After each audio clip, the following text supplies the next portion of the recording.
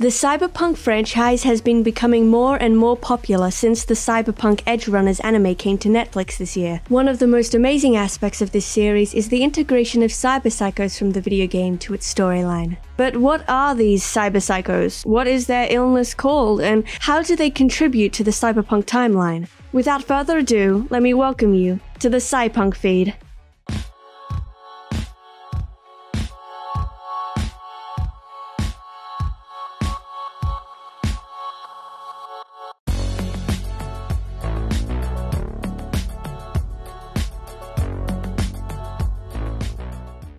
As stated by fandom, those afflicted with cyberpsychosis are known as cyberpsychos, individuals who have existing psychopathic tendencies enhanced by cybernetics, and as a result have lost their sense of identity as a person, either to themselves or others. With their enhanced physical abilities and complete disregard for life, cyberpsychos are extremely dangerous to anyone that crosses their path. Cyberpsychosis can eventually affect anyone modified with cybernetics, but the less empathetic or psychologically stable a person is, the more susceptible they are to it. There's no real cure, though treatment is available. The effects are cumulative. A single cyber hand is unlikely to cause cyberpsychosis, but replacement of all 4 limbs and both eyes will probably start down the slippery slope to madness. Cyberpsychosis symptoms are gradual, ranging from decay of self-preservation, distancing or disregard from friends and family, and poor or impulsive outbursts or acts. They start to identify more with machines than people, and stop doing things that used to give them pleasure.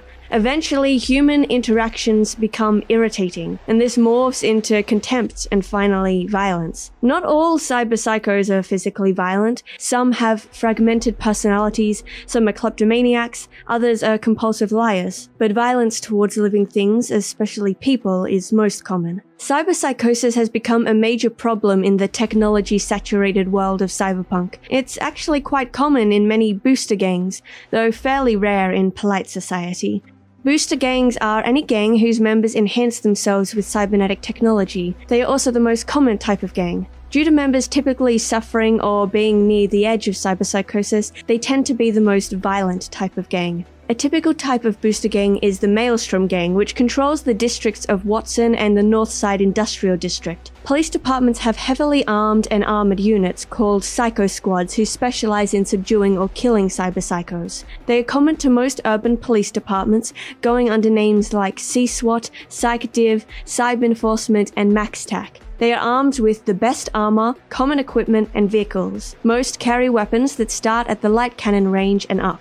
Incidentally, the government and corporations are not going to wait for you to go over the edge. It's quite common for governments or corporations, who are often the de facto government, to track people who are known to install lots of cyberware. This is another reason Ripper docs exist. Not everyone wants to be on a government watch list for cyberpsychosis.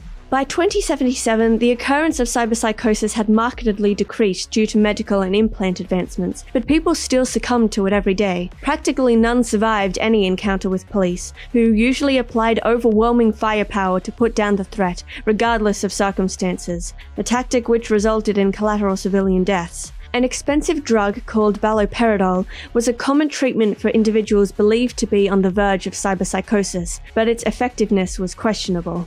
Standard practice for corporations who learned one of their own was becoming a cyberpsychotic was to have them isolate themselves away from the public and wait for a corporate medical team to sedate them and transport them to a therapeutic retreat. But, unknown to the victims, these medical teams were actually hit squads. A registered cyberpsycho is on something akin to parole. They must attend periodic therapy sessions to keep them human. They have implants to monitor their activity. So long as they don't do anything dangerous, they can go about their lives as normal. A cyberpsycho who goes over the edge is often killed outright. Cyberpsychos usually have enough implanted hardware to cause significant damage and are a threat to anyone they come across. Most police departments will not go out of their way to risk people's lives trying to take the psycho alive. But if the psycho can be subdued, they'll be strapped down and all of their cybernetics deactivated. They are forcibly jacked into a custom brain dance, where a cyberpsychologist attempts to piece their personality back together. Over weeks or months, the cyberpsycho gradually regains their humanity. They may even eventually become human enough to install cybernetics again, but they're never really the same. Mental damage from cyberpsychosis will change aspects of their personality and follow them their entire lives. Creator Mike Pondsmith shares the aspects of cyberpsychosis within the game and the series, and I quote, "Cyberpsychosis is a disorder that in part depends on the subject's overall internal susceptibility. Just like every person who drinks a lot at parties doesn't end up an alcoholic in the gutter, not everyone who gets loaded up on cyberware is going to automatically go cyberpsycho. You have to have an inherent susceptibility, which, in TRPG, is represented by the player's humanity stat. Humanity is not just a measure of one aspect of personality, but an overall measure of several elements, including the subject's ability to empathize and relate with others, their ability to absorb and rebound from mental and physical stresses, their ability to show compassion and flexibility to others, and whether they're able to balance their worldview through other methods. So, in some ways, I tend to treat cyberware as an addiction, heavy anabolic steroid use being my favorite model.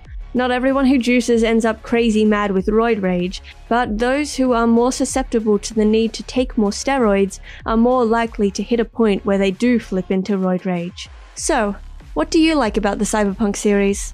Let us know in the comment section below. Don't forget to subscribe and hit that notification bell for more theories and info. This has been your host. Welcome to the Cyberpunk feed.